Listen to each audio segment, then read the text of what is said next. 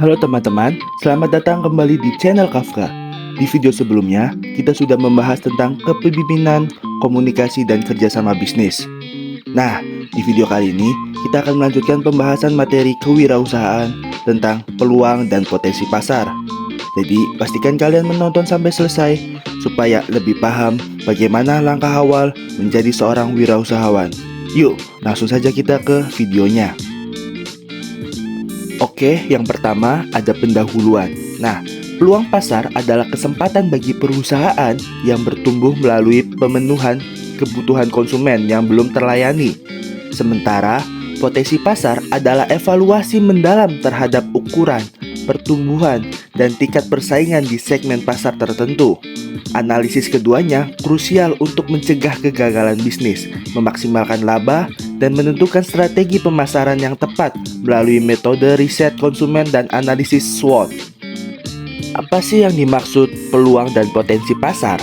Nah, peluang pasar yaitu situasi di mana waktu dan keadaan menciptakan kesempatan untuk bertindak, menghasilkan penjualan, atau mengembangkan bisnis.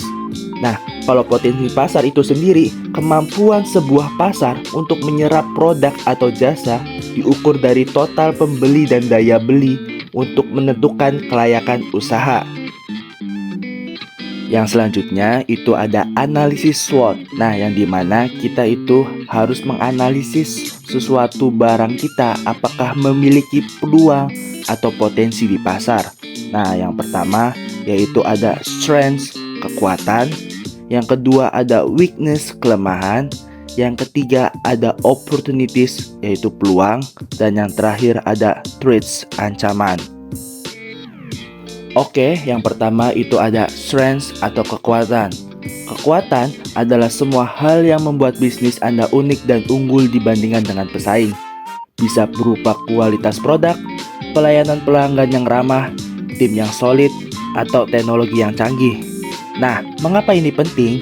Mengidentifikasi kekuatan membantu Anda mengetahui keunggulan kompetitif yang dapat diperkuat atau dipromosikan. Misalnya, jika produk Anda lebih berkualitas, ini bisa jadi senjata utama untuk menarik pelanggan baru.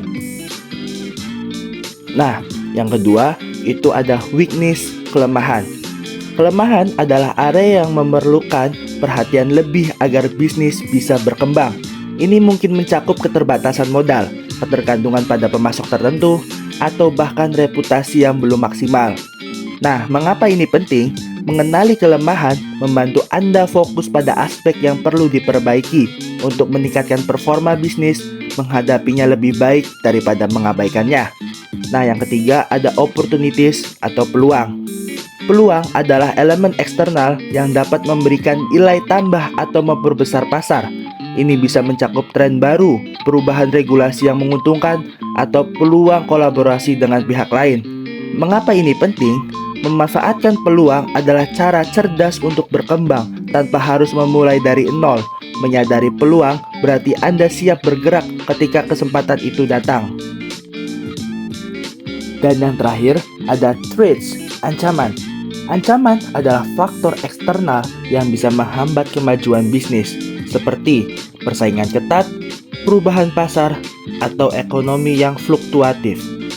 Mengapa ini penting? Mengidentifikasi ancaman membantu Anda bersiap menghadapi tantangan sebelum masalah benar-benar terjadi. Ini memberi Anda waktu untuk mengembangkan strategi mitigasi. Yang selanjutnya, itu ada faktor yang mempengaruhi peluang dan potensi pasar. Yang pertama, ada demografi, yaitu usia, jenis kelamin, pendapatan, dan pendidikan. Yang kedua, ada ekonomi, yaitu daya beli masyarakat dan situasi ekonomi atau kita bisa sebut dengan inflasi. Yang ketiga, ada tren sosial dan budaya, yaitu perubahan gaya hidup. Dan yang terakhir ada persaingan, intensitas persaingan dalam industri. Nah, itu adalah faktor yang mempengaruhi peluang dan potensi pasar.